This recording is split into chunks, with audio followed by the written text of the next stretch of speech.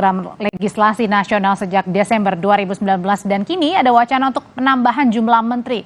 Sejauh mana proses RUU Kementerian Negara di DPR? Apakah juga ini untuk mengakomodasi penambahan jumlah menteri? Kami bahas malam hari ini bersama Ketua Komisi 2 DPR RI dari fraksi Partai Golkar, Ahmad Doli Kurnia Tanjung, dan juga bergabung peneliti Pusat Studi Politik Hukum Kepemiluan dan Demokrasi atau Posdem, Ferry Amsari. Selamat malam Bapak-Bapak semua. Selamat malam. Assalamualaikum warahmatullahi wabarakatuh. Waalaikumsalam. Bang Doli, ini jadi masuk dalam prolegnas nih Undang-Undang Kementerian sejak tahun 2019. Ya. Kalau sekarang ini sudah sejauh mana Bang pembahasannya?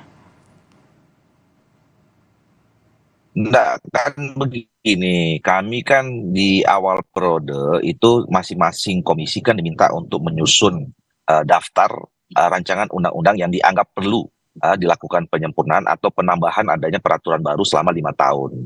Nah, tentu kami di Komisi 2 kan mendiskusikan. Saya pernah menyampaikan ya, kami waktu itu mengusulkan ada perubahan beberapa undang-undang, penyempurnaan undang-undang yang biasanya disebut undang-undang paket politik. Nah, salah satunya itu adalah undang-undang kementerian ini. Nah, jadi sebetulnya ini kenapa seperti itu ya? Kami menganggap undang-undang ini kan terakhir tahun 2008. Undang nomor 9 tahun 2008. Jadi sudah 16 tahun kalau hitung dari sekarang ya. Nah, tentu saya kira 16 tahun ini kan sudah banyak sekali perubahan-perubahan, perkembangan ya. Perubahan kemajuan, perubahan situasi baik Indonesia, domestik Indonesia maupun dunia global gitu. Jadi saya kira sudah cukup pantas untuk kita mengkaji ulang ya, apakah memang struktur pemerintahan atau kementerian kita ini masih up to date atau tidak dengan situasi sekarang, apalagi mau kita pakai 5, 10 tahun, 15 tahun yang akan datang. Kalau gitu kenapa sekarang kalau prolegnasnya 2019, apakah ini untuk mengakomodir keinginan dari Pak Prabowo nanti presiden berikutnya untuk 40 menteri? Enggak, sekarang kita belum buat apa-apa. Ini kan baru tiba-tiba kan kemudian ini isu ini kan ramenya begini. Pertama ada usulan perubahan jadi 40. Angka 40 itu kan munculnya dari asosiasi hukum tata negara itu kan sebetulnya ya. Nah, kemudian teman-teman media ngecek sama juga dengan kemarin undang-undang MD3 pas rame-rame ya dianggap mau berubah segala macam, terus dicek sama teman-teman media, ternyata di prolegnas juga ya sama. Itu di awal 2019 kita juga udah mengusulkan revisi undang-undang MD3. Nah, tetapi namanya proses pembentukan undang-undang itu kan ada dua hal. Yang pertama soal urgensinya, yang kedua soal kesepakatan politik akhirnya.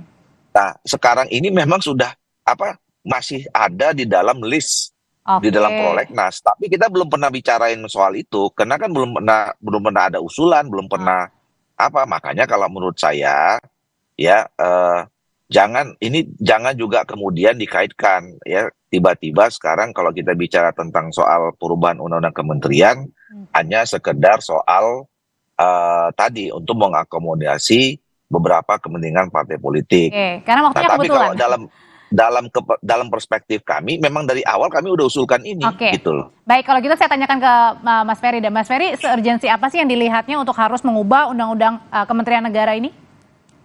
Ya, kalau berkaitan dengan jumlah ya tidak ada urgensinya ya, kecuali pembahasan soal bentuk dan jenis urusan kementerian apa yang kemudian diperlukan dalam tata kelola pemerintahan, terutama soal era global ya. Tapi kalau soal 34 bagi saya itu jauh dari sejarah ya, bahwa kita punya pengalaman buruk soal pembagian kursi menteri, sehingga dibentuklah undang-undang khusus 39 tahun 2008 tentang Kementerian Negara, yang nomenklatur kementerian juga sudah diatur dengan rinci di dalamnya dari pasal 12 hingga pasal 15. Artinya 34 saja sudah cukup ini? Tidak ada sangat urgensi cukup menambah? menurut saya kalau dibandingkan dengan pengalaman negara-negara lain dan sejarah kita. Perlu diketahui Mbak Audrey, arti kabinet itu adalah ruang kecil ya, tempat bertemunya pemimpin dengan orang-orang kepercayaannya. Nah, oleh karena itu, masa ruang kecil itu akan dipenuhi orang-orang yang banyak sekali, bisa sempit ruangannya, bisa sesak napas begitu ya. Itu arti sejarahnya, arti namanya. Fakta sejarahnya kita memang memperkecil gagasan jumlah kementerian untuk membangun pemerintahan presidensial yang efektif dan efisien. Kalau kita mengusulkan di 2014 ketika Presiden Jokowi periode pertama, kita mengusulkan hanya 26 menteri. Oke.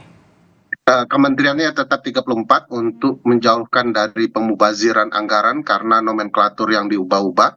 Jadi kalau Bang Doli itu jadi menteri, dia mungkin akan mengurus 2 kementerian atau 3 kementerian.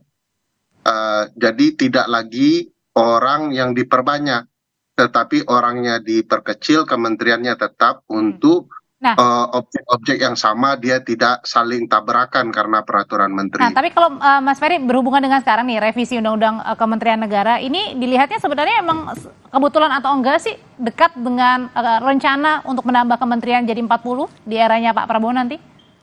Ya, prolegnas itu kan cukup lama, tetapi draftnya belum dibagi-bagi, naskah akademiknya belum diketahui itu bicara soal apa, dan bukan tidak mungkin memang akan banyak orang yang ingin mempengaruhi presiden terpilih ya untuk kemudian mengolah wacananya. Kalau disimak Mbak Audrey, teman-teman asosiasi pengajar hukum tata negara hukum administrasi di 2019 di periode kedua presiden mengusulkan 24 menteri, menghapuskan Menko, menteri koordinator. Itu usulan mereka terhadap presiden dalam pertemuan dengan Presiden Joko Widodo. Nah, sekarang berubah lagi menjadi 40. Saya pikir ini bicara soal tukang saja yang sedang mengerjakan proyek yang punya kepentingan. Tapi untuk presiden sebagai presiden yang efektif menurut saya semua sudah tahu ilmunya bahwa presiden yang terbaik itu adalah kementeriannya simple, sederhana. Tapi anak buahnya yang akan bekerja di kementerian-kementerian. Baik, singkat kalau gitu Bang Doli, singkat saja. Dari revisi Undang-Undang Kementerian Negara ini apakah sudah disetujui oleh semua fraksi di DPR? Belum ada pembicaraan sama sekali, itu yang saya katakan ya, bahwa itu kan masih di dalam list prolegnas. Nah, biasanya ikut nanti kan itu long list. Nah, baru kemudian apakah kemudian akan kita bahas di masa sidang kapan, itu ada pembicaraan sampai ke short list antara pemerintah dengan DPR. Nah, ini kan rame gara-gara tadi itu. Dan saya kira begini, kita sampai sekarang belum melakukan proses apapun terhadap revisi atau penyempurnaan undang-undang ini. Dan kalau memang disetujui bahwa perubahan itu melalui undang-undang, di mana saya setuju. Kalau perubahan undang saya selalu lebih setuju kalau itu melalui pembahasan oleh pembuat undang-undang. Itu harus dilalui dengan kajian akademik, uji publik, dan macam-macam. Nah, jadi kita jangan bicara angka dulu kalau masuk ke situ. Ya, belum tentu nambah atau mungkin belum tentu juga kurang, tergantung nanti kebutuhannya apa gitu. Nah, baik, Bang Doli, Bang Doli terima kasih untuk informasinya. Sama-sama. Mas Ferry terima kasih untuk informasinya. Sehat selalu. Ya. Saudara, tetaplah di Sapa Indonesia Malam. Presiden terpilih 2024 Prabowo Subianto menyentil partai yang mengklaim Presiden pertama Republik Indonesia Soekarno sebagai milik mereka. Informasi selengkapnya setelah ini.